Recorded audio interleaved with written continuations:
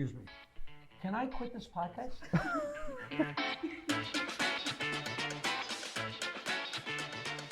I told Eddie Murphy to stay in college so he'd have something to fall back on. I did great advice. Jackie, how about the lighter side of history? The lighter side. I'm done laughing at my joke. Okay. I know a lot of things and I share them on the podcast and you don't care. What are we talking about? I can't get a word in edgewise on this show. I mean, it's... Here's how we sell it. Okay.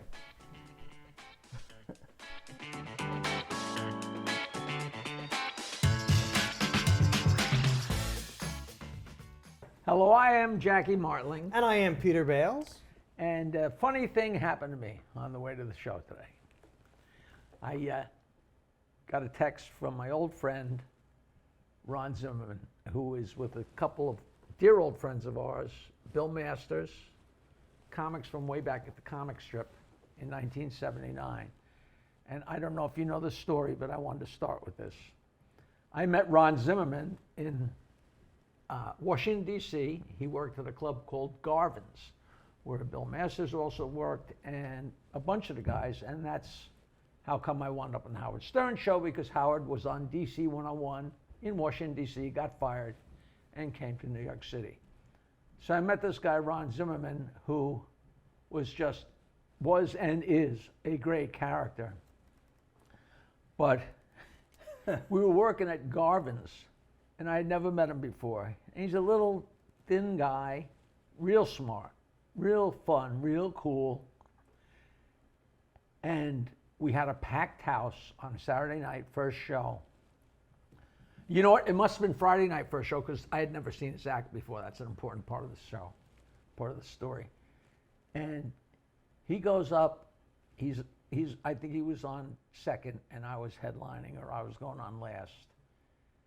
And we had no idea that the entire audience was Amway people. They had given him some kind of special, so like there were hundreds of people from Amway, which I don't know if it's still going around, but there's kind of a religious cult sales type thing, very straight-laced and everything. And Zimmerman goes up to do his act, and I had never seen it before, and here's all these religious people, and this has a bad word in it, but I don't care. He goes, you know, oh, he's so funny. One of his bits was, you know that guy, that freaking guy that wrote that James Bond song, da-da-da-da-da-da, you know how much money that guy made? Every time that plays, he makes money. Da-da-da-da-da-da. I bet that guy has a goddamn dog that goes arf, arf, arf, arf, arf, arf, arf. I mean, probably his doorbell is ring, ring, ring, ring, ring, ring, and he goes and he beats it to death. And it's so funny. And he said, you know, when I was a kid, I came home and I had gotten in trouble because I got caught stealing. And my mother said, you tell your father that tonight. And we were at the dinner table and she said, Ron, tell your father what happened. He said, I got caught stealing. And he brought the whole family into the living room and he raped me.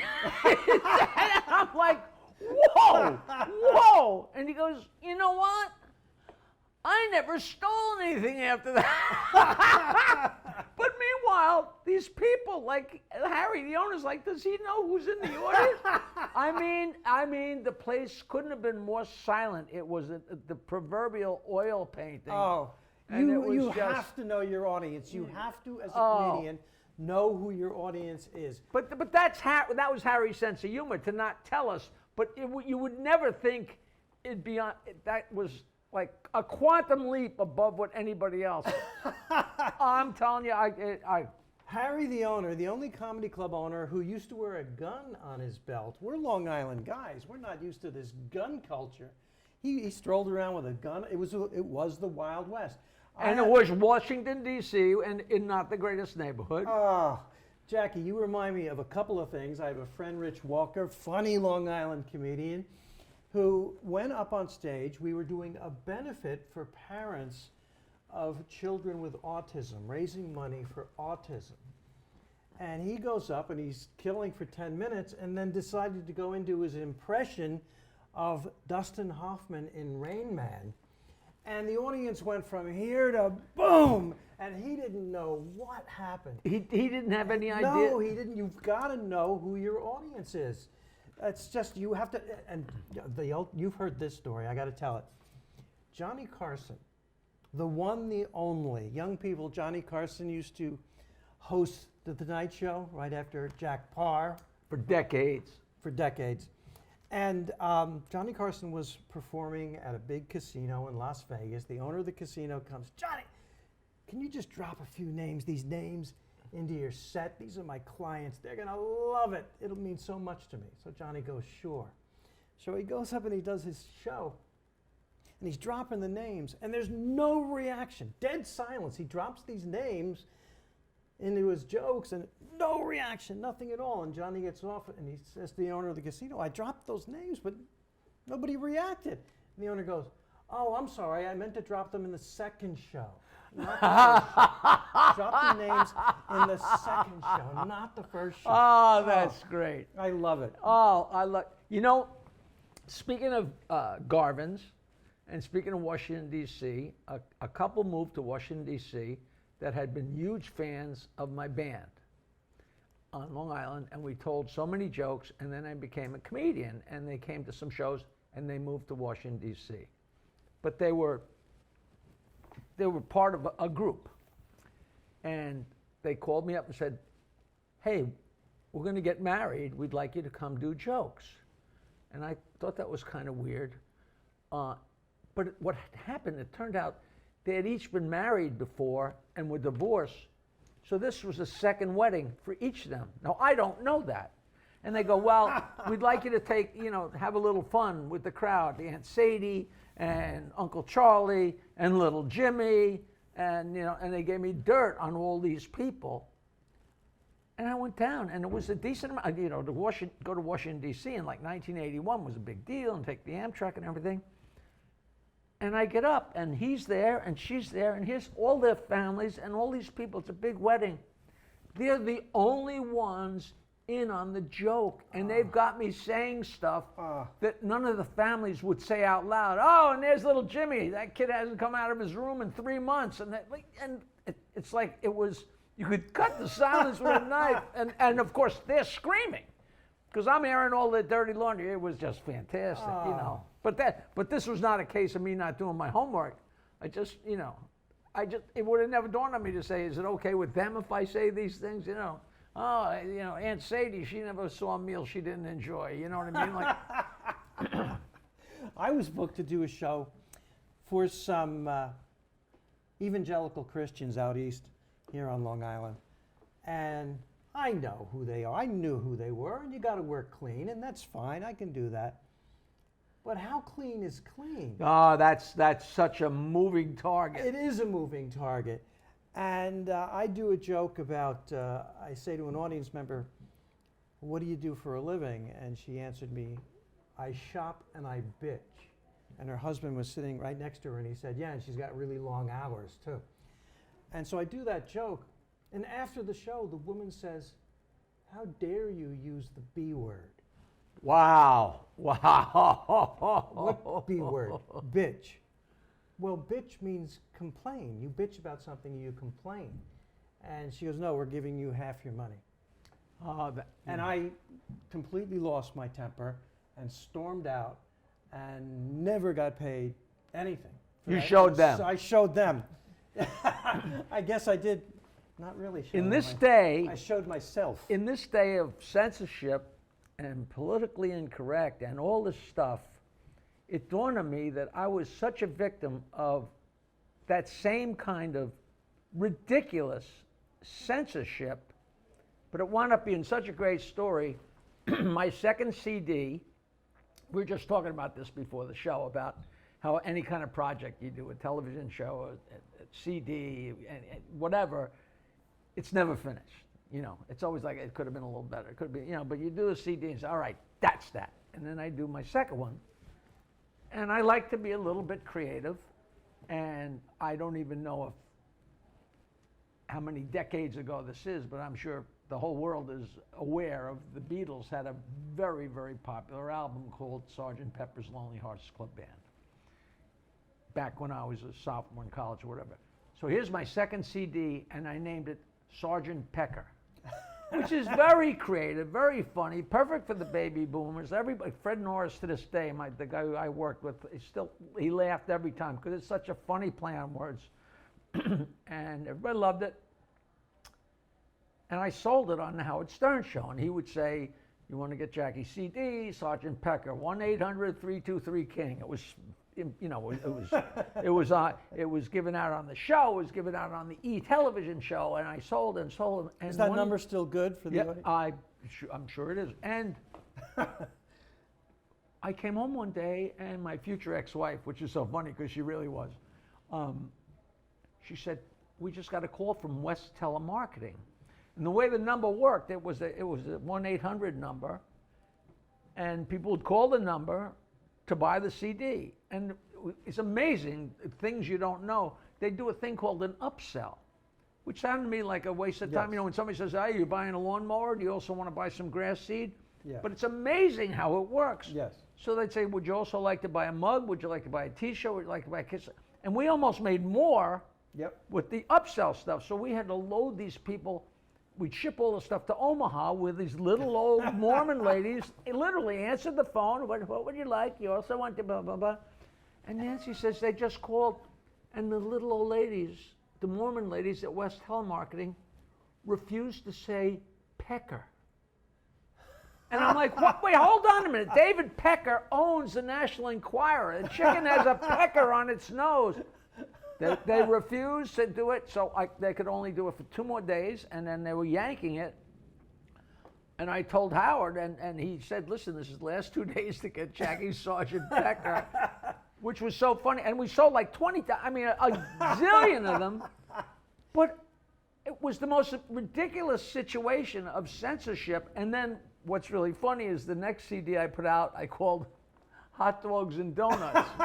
So if you could take a donut and think about a hot dog going into it and make it into a sexual thing, that's not on me, that's on you. That's on you.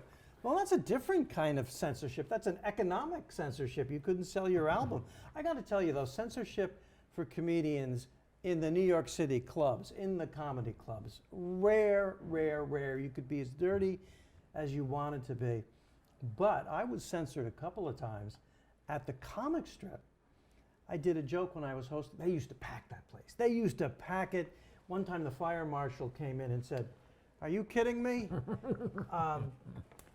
And I, as the host, I would say... Everybody said Richie had a shoehorn. Yeah. I turned to the side of the audience, really small tables, everybody packed in, really helped the laughs. But I turned to the side section that was packed in, and they go, "We call you the dental chart section, because if there's a fire, that's the only way you will ever be identified." And it's funny, and people laugh, but Richie Ticken, the owner, took me aside afterwards. Why don't we lose Why don't we lose that one? It's got a good laugh. Yeah, because meanwhile people are looking around like, you know. And also governors, they all of a sudden it's the tricolor fire or whatever it was. Remember that one? The Governor's Comedy Club on Long Island lets you do anything except make fun of the food. All right, because they're selling that food. Right, and it's horrible. And you know, I don't know if it is anymore, but well, back then, they work on it now. It's much better than it was. I got to tell you, but I mean, you can really. Censorship is rare, at least in the comedy clubs, right, and out at gigs. Yeah, you know, what's really funny is when somebody makes mistakes. It's not even censorship, but let's know your audience. And I hope I didn't tell this on the show already, but when we first started, we didn't know anything. Yeah. And you did your jokes. You know, I did my, you know, I did very few Jesus jokes because I found out very early on I could care less about Jesus. I mean, I'm sure he was a nice guy, but if you do a Jesus joke, all of a sudden, for the next minute or two, the people are kind of thinking, "Am I going to get hit by lightning if I laugh at this?" Right. And they miss the premise of the next joke. Right. So it's not worth it to me to lose a joke. So, you know, Jesus can go his merry way, and I'll do a joke about something else. But we first got working, and Bob Woods had a great joke in his act about Phil Rizzuto, because he did impressions. I know it well. And he did impressions, and but we worked on Long Island. All of a sudden, I got the gig Mustache Pete's in Haskell, New Jersey from Ron Richards. So I'm taking my amplifier and a couple of comedians, and we're doing these shows in Haskell, New Jersey. And Woods gets up to do his act, not realizing he's not on Long Island. Okay. He's in New Jersey. And he Right. goes, "Hello, I'm Phil Rizzuto from the Money Store. If you work in New Jersey, holy cow, does it stink in that state." And he just told the entire audience that the state stinks, and it went quiet, and all of a sudden, like, you saw the light bulb go, like, maybe I'll change Yeah, that. change that next time. When you start out as a comedian, I used to call them hostility mistakes. You have to, number one, as a comedian, be likable. And if you put down an audience member or put down somebody in your act too much, you're not likable. I wouldn't do a religion joke in a million years because I don't want to make anybody in the audience mad. I want everybody to like me. Can you imagine a controversial subject? Forget about mid. You don't want them uncomfortable. You don't want them uncomfortable, like the most controversial subject in America today, probably abortion. I wouldn't touch that. Whatever you do, you're going to make half the audience mad. That's why I don't do political humor. I'm so into. That's why I stopped having sex. Exactly. Well, it's one of the reasons. You know. I don't even tell the audience if I'm a Met fan or a Yankee fan. I don't want to. I want them all to like me. I don't want to turn off half the audience. Yeah, what about people that don't like baseball? Well, that's their problem. We have so many great stories about mistakes that have been made on comedy club stages, let alone rock and roll stages. What Jackie is saying is he's made so many mistakes he can't count. It will fill the next show, and we shall return. Hey, a new episode of Stand Up Memories every Wednesday. How exciting is that? It's starring me, Peter Bales, and right here, Jackie the Joke Man Martling. Please follow us on social media. Search it out. What is it? MeSpace? MySpace, Your space? TikTok, Instagram, Facebook. Doodah, doodah.